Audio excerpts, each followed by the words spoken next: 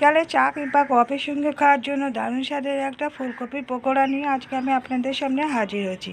আর এই ফুলকপির পকোড়াটা তৈরি করার জন্য আমি এখানে নিয়েছি কিছু ফুলকপি আর নিয়েছি দুটো আলু। আমি ফুলকপিগুলোকে প্রথমে ছোট ছোট টুকরো করে কেটে নেব আর আলু দুটোকে ছুলে নিয়ে একটা গ্রেটারে গ্রেট করে নেব। ফুলকপিগুলোকে এখন একদম ছোট ছোট টুকরো করে কেটে নিয়েছি। এখন এই ফুলকপিগুলোকে আমি একটু গরম জল দিয়ে ভিজিয়ে রেখে দেবো। আপনাদের কাছে যদি ভিজিয়ে রাখার সময় না থাকে সেক্ষেত্রে 2-3 মিনিট মতো একটু জল দিয়ে সিদ্ধ করে নিলেও হবে। আমি এখন গরম জল দিয়ে ভিজিয়ে রেখে দিচ্ছি। আর এর মধ্যে একটু আমি নুন দিয়ে দিয়েছিলাম। এবার 20 মিনিট মতো ঢাকা দিয়ে রেখে দেবো। আর এখানে দুটো আলু আমি ছুলে নিয়ে আর গ্রেটারে গ্রেট করে নিয়েছি। গ্রেট করে নিয়ে এটাকে আমি আলু দিয়ে জল দিয়ে ধুয়ে আর জলটা চেপে চেপে তুলে নিয়েছি। প্রথমে এই যে ফুলকপিগুলোর মধ্যে গ্রেট করে নিয়ে আলুগুলো দিয়ে দিলাম, দিয়ে দিচ্ছি কাঁচা লঙ্কা কুচানো, একটু ধনে পাতা কুচি, দিয়ে দিচ্ছি এর মধ্যে হলুদের গুঁড়ো 1/4 টিস্পুন, আর ভাজা মশলা দিয়ে দিচ্ছি 1 চা চামচ। এই ভাজা মশলাটা আছে ধনে, জিরে আর শুকনো লঙ্কা। আর দিয়ে দিচ্ছি এখানে বেসন, আমি 4 চামচ প্রথমে বেসন দিয়ে দিলাম। আর দিয়ে দিচ্ছি শুকনো চালের গুঁড়ো 4 চামচে 2 চামচ।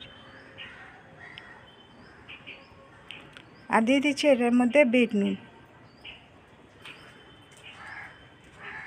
এখন এই সমস্ত উপকরণগুলোকে ভালো করে হাত দিয়ে মেখে নিচ্ছি।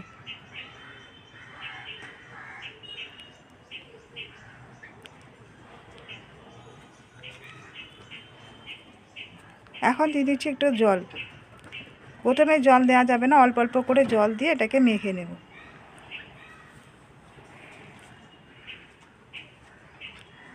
আরও একটু জল দিয়ে দিলাম। একবারে বেশি করে জল দিলে এটা আবার পাতলা হয়ে যাবে, এই জন্য অল্প করে করে জল দিয়ে মেখে নিতে হবে। আমার এখানে বেসনের পরিমাণটা কম হয়েছিল, আরও 1 চা চামচ বেসন দিয়ে দিলাম।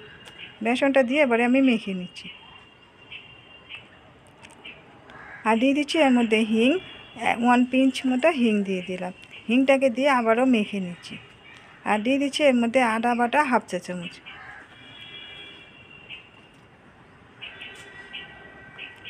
এখন এই সমস্ত উপকরণগুলোকে খুব ভালো করে হাত দিয়ে মেখে নেব।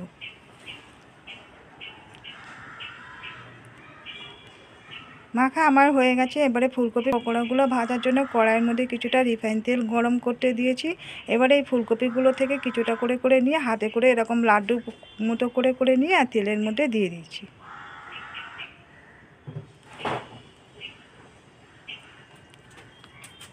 আর গ্যাসের ফ্লেমটা মিডিয়ামে রেখে ভাজতে হবে। এটা জোরে রাখা যাবে না, তাহলে ফুলকপিগুলো ভিতর থেকে কাঁচা থেকে যাবে।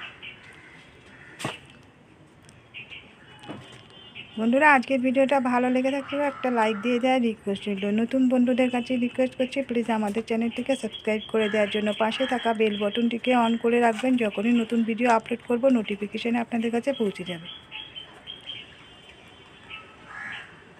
এখানে আমি কতগুলো পকোড়া দিয়ে দিয়েছি। এবারে কিছুক্ষণ বাদে একটা চামচের সাহায্যে একটু উল্টিয়ে দিচ্ছি।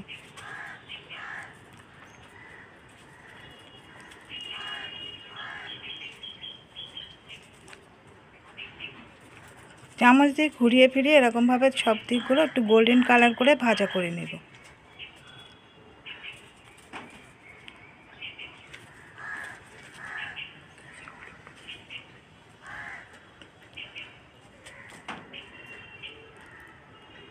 এরকমভাবে ঘুরিয়ে ফিরিয়ে একটু এগুলোকে নেড়ে নেড়ে দেবো, যাতে করে সব দিকগুলো ভালোভাবে ভাজা হয়ে যায়।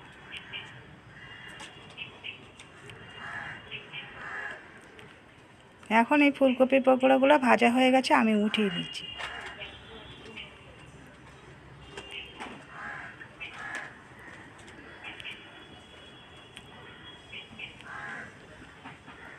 এবার বাকি যে মিশ্রণটা আছে সেগুলো থেকেও একই রকমভাবে পকোড়াগুলোকে ভেজে নেব।